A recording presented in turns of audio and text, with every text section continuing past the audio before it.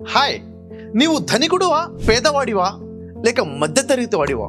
ఒక్కసారి నీకు నువ్వు సమాధానం చెప్పు. అయితే నువ్వు ధనికుడువేనా పేదవాడివేనా మధ్యతరగతి వాడివేనా? కానీ అందరికీ సమానంగా ఒక ఆస్తి ఉంది. ఏంటి ఆస్తి? ఎస్, సమయము. టైం అనేది ఓ ఆస్తి. ప్రతి మానవుడికి సమానంగా ఉంది. ప్రతి వ్యక్తికి రోజుకి 24 గంటలే, వారానికి 7 రోజులే, సంవత్సరానికి 364 65 రోజులే.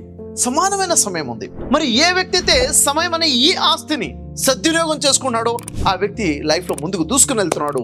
మరి ఏ వ్యక్తి అయితే ఈ సమయం అనే ఈ ఆస్తిని దుర్వినియోగం చేసుకున్నాడో, ఉపయోగించుకోవడం లేదు, ఇంకా చెప్పాలంటే వెనకబడిపోతున్నాడు అని చెప్పాలి.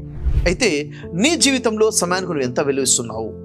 గడియారాన్ని చూస్తే గడియారంలో ఉన్నటువంటి ముళ్ళు ఎక్కడ ఆగకుండా ముందు కదులుతూనే ఉంది. కానీ ప్రశ్న ఒకటే, నువ్వు నీ జీవితంలో ఆగిపోయి ఉన్నావా? ముందుకు వెళ్తున్నావా? నిన్నట్లాగా నీ జీవితం ఉందా ఈ రోజు కూడాను? ఈ రోజు లాగానే రేపు జీవితం ఉండబోతుందా? లేక నీలో వస్తున్నటువంటి మెరుగుబాటు ఏంటి? నీలో వస్తున్నటువంటి ఆ డెవలప్మెంట్ ఏంటి? నీ తెలివితేటల్లో కానివ్వండి, నీ స్కిల్స్లో కానివ్వండి, నువ్వు చేస్తున్న పనిలో కానివ్వండి, ఎలాంటి డెవలప్మెంట్ ఉంది? ఏదైనా కదులుతుందా లేదా? జీవితం ముందుకు వెళ్తుందా లేదా? లేక అక్కడే ఉన్నావా? గత సంవత్సరంలో నువ్వు ఎలా ఉన్నావు? ఇప్పుడు నువ్వు ఎలా ఉన్నావు? రాబోయే సంవత్సరం నువ్వు ఎలా ఉండబోతున్నావు?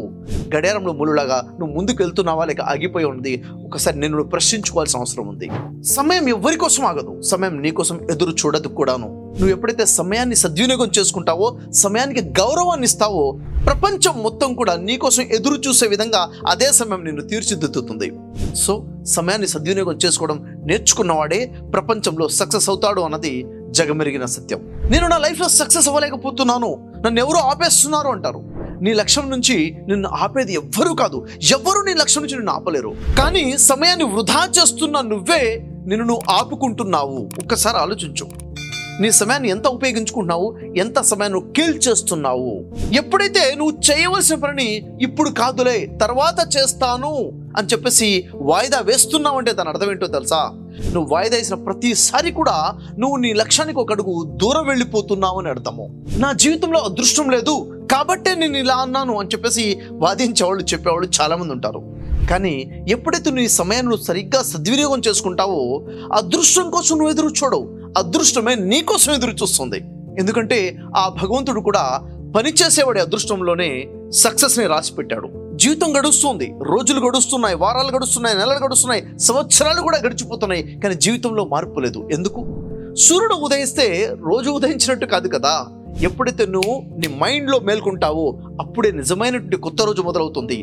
సమయము అంటే సమయం అంటే ఏంటి? ఒక వాచా? అదొక మిషనా? అదొక యంత్రమా? కానే కాదు. సమయము అంటే నీ జీవితం. నీ జీవితమే సమయము. సమయం ఆగిపోవటం అంటే జీవితమే ఆగిపోవటము, నీ జీవమే ఆగిపోవటం అని అర్థం. ఆ సమయం యొక్క విలువ తెలుసుకుని జీవితానికి సరైన అర్థాన్ని ఇవ్వగలగాలి. సక్సెస్ అవ్వడం అంటే ఏదో ఒక విషయంలో సక్సెస్ అయిపోతే సక్సెస్ అయినట్టు కాదు.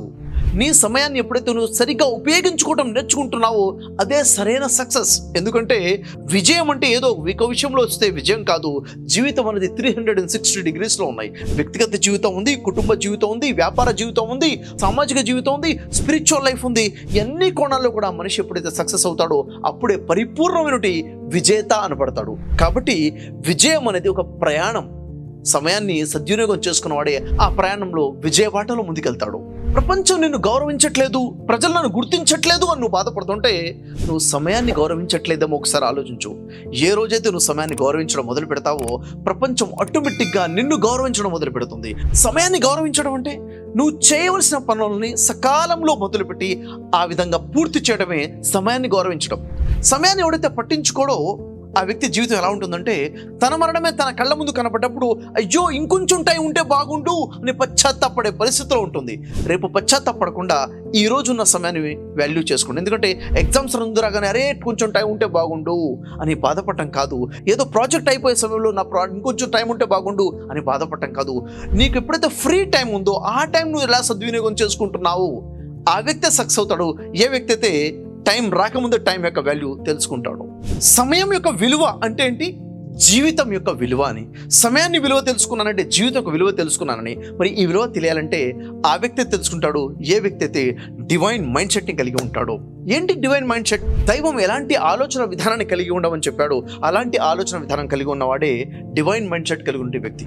మన ధర్మశాస్త్రాలు ఏవైతే ఉన్నాయో, మన భగవద్గీత, బైబిల్, ఖురాన్ మరియు వేద శాస్త్రాలు ఏ విధంగా అయితే ఆ మనిషి ఆలోచన కలిగి ఉండాలని చెప్పాడు, ఏ పాజిటివిటీ కలిగి ఉండాలని చెప్పాడు, ఏదైతే మానవ జీవితం యొక్క పరమార్థం ఉందో, ఏదైతే మానవ జీవితానికి ఉన్నటువంటి విలువ ఉందో, మనిషి ఎలా ఆలోచించాలి, ఎలా నిర్ణయాలు తీసుకోవాలి, ఏ విధంగా జీవితం గడిపితే దేవునికి ఆశీస్సులు ఉంటాయి, బ్లెస్సింగ్స్ ఉంటాయి, ఎలా జీవితం గడిపితే ఎలాంటి నిర్ణయాలు తీసుకుంటే జీవితంలో బ్లాకేజెస్ వస్తాయి, ఈ విషయాలు తెలుసుకొని దానికి తగ్గట్టుగా ధర్మశాస్త్రాల వెలుగులో ఏ వ్యక్తి అయితే లైఫ్ లీడ్ చేస్తాడో ఆ వ్యక్తి ఆ డివైన్ మైండ్ సెట్ వల్ల మెరాకిల్స్ చూస్తాడు.